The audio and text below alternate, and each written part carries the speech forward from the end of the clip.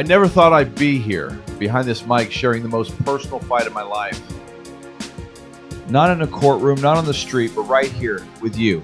This isn't just about cannabis, it's about justice. About what it means to be accused when you've done everything right. It's about how the law treats veterans. It's about what happens when the system tries to make you a number and you refuse to be counted that way.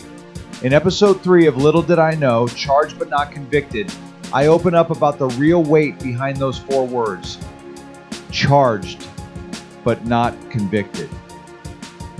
I'll take you through the pressure, the fear, the anger, and the quiet resolve that comes when you decide enough is enough.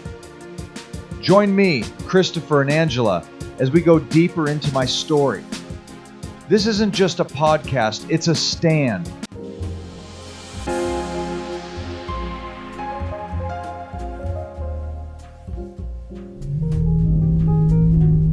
Welcome to Liddle Did I Know, the podcast where we explore the untold stories of resilience, revelation, and the road to self. I'm Christopher. And I'm Angela. Today, we begin a new chapter, one that dives into the complexities of law, trauma, and medical cannabis through the lens of personal experience. This isn't just any story. This is David Liddle's ongoing legal journey. It's raw, real, and still unfolding. Thanks, both of you. I thought long and hard about sharing this. What happened to me, and what's still happening, is something I believe others need to hear. Especially veterans, cannabis patients, and anyone caught between the cracks of law and health. It all started on March 2nd, 2025. I had just vacated my apartment in Sierra Vista after being cited for playing music too loud. I moved my belongings to storage and headed to the Benson KOA campground just to regroup and wait for a court date that was originally set for March 6th. So, you were living out of a tent temporarily? That's right, just a week or so. That evening, by the campfire, I smoked the last of my medical cannabis flower. I have a legal prescription. That was my medicine to manage trauma, anxiety, and chronic pain. After that night, I didn't use again. I went to bed. No drinking, no pills, just tried to get some sleep before a big week. March 6th arrives. I drive back into town for my court appearance. On the way, I stop at a True Leave dispensary, a legal stop, and pick up a 2-week supply. Sealed bag, receipt stapled to the top. Never opened it. I arrive at court, but something's wrong. My name's not on the docket. Turns out my date was rescheduled, March 20th. Confusion with custody status. I'm told, you're good to go. So you weren't even required to be there that day. Exactly. But I went in good faith. After that, I started heading back toward the KOA on State Route 90.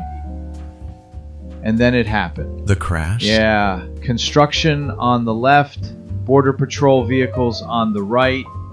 I'm going around 65 in the fast lane, trying to shift over. As I look over my shoulder to check the blind spot and start moving lanes. Bam! Collision.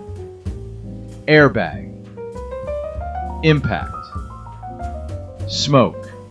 What did you hit? I didn't know at first. I thought it might have been debris.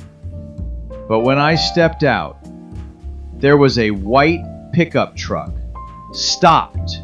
The driver just standing there. No brake lights, no signal. I was stunned, bleeding slightly but conscious. The car was a wreck. EMTs arrive, a state trooper shows up. I'm in the ambulance getting checked for chest pain. They tell me it could be a cracked rib from the airbag. I tell the officer what I saw. That I never saw brake lights or any indication the truck was stopped. At this point, were there any signs that this would turn into more than a traffic accident? Not yet. But when I got to the ER, everything changed. The chest x-ray came back okay. I started to relax. Then the officer came into the room. He said they found a sealed bag of cannabis in the car. Next thing I know, he's asking me if I'm impaired, telling me I looked like someone under the influence. That's when I knew this wasn't just about the crash. So he hadn't interacted with you at the scene? Nope. First time was in the hospital. I immediately requested a lawyer. I wasn't impaired. But I knew better than to try and convince him without legal counsel. He left, but I overheard him say, "Well, he asked for a lawyer." Tone was telling. when he came back, he had a warrant. They were going to draw blood. No choice. I warned them. I'm a tough stick. They tried my left arm for over 2 minutes. No success. Moved to my right hand. Same struggle. That's traumatic, especially in that state. It was. The phlebotomist even made a comment like, "You shouldn't have been smoking weed." Not professional. Not neutral. And yet, you hadn't smoked since March 2nd. It was now the 6th. Exactly. 4 days. The cannabis was sealed. But in Arizona, presence of THC in your blood can be enough, even if you're not impaired. Even if it's just metabolites, the leftovers that don't affect your ability to drive. David, I know this is personal, but you've spoken about the ways PTSD and other conditions influence your reactions to stress. Do you think that played into how this unfolded? Absolutely. I've had essential tremors for years and a lazy eye. Strabismus. In high-stress situations, both are worse. A field sobriety test in that moment would have misread me completely. That's a crucial point. You weren't tested at the scene. You weren't erratic, no slurred speech, just injured and cooperative. Until you requested a lawyer. That's it. And now I'm facing 2 misdemeanor DUI charges. Not because I was impaired, but because I once used legal medicine. Supportive.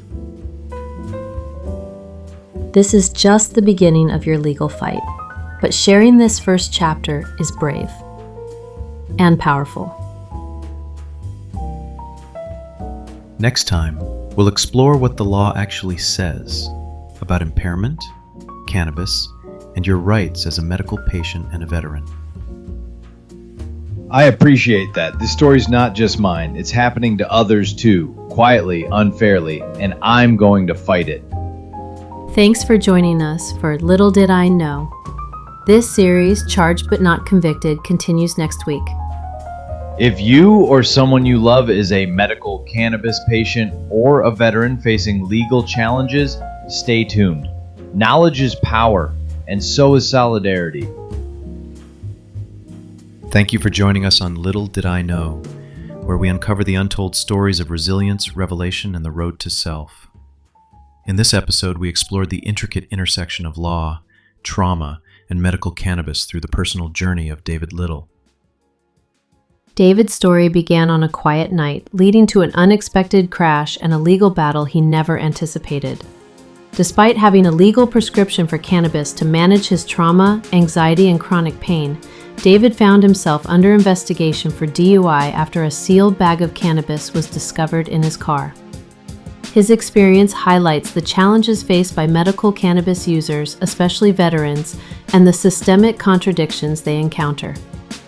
As we wrap up this episode, we want to leave our listeners with a cautionary tale. The laws surrounding cannabis and DUI can be complex and often contradictory. Even if you are a registered medical cannabis user, the presence of THC in your blood can lead to legal challenges, regardless of impairment. It's crucial to understand your rights and the laws in your state to protect yourself from potential legal issues. If you or someone you know is a medical cannabis patient or a veteran facing legal challenges, seek legal counsel and support. Knowledge is power, and so is solidarity. Stay strong, stay smart, and stay free. Thank you for tuning in to Little Did I Know. Until next time, take care and stay informed.